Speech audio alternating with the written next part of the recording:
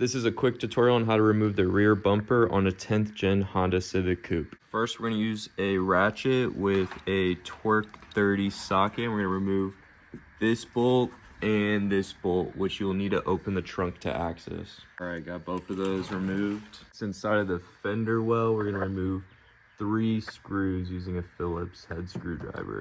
One right here, and another one right there. I'm gonna do that on both sides. I used this Phillips socket instead to unscrew them because it had better clearance, and I was able to just do it by hand. Now we're gonna go underneath, and using one of these tensioner clip removal tools, we're gonna remove this clip right here on both sides.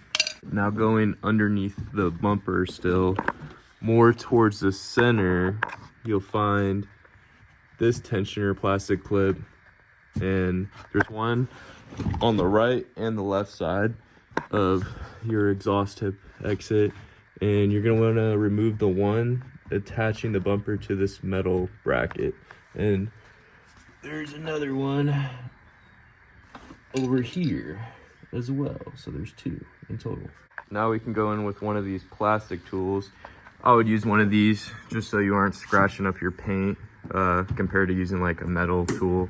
But we're just gonna go in between this crack and push our tool in and kind of pry out to pop out these plastic clips along this edge right here. So you start getting them unclipped, you should be able to just pull the bumper out like so. You're just gonna do that to both sides. To get it out from underneath of your brake light, we're gonna pull down and towards us, and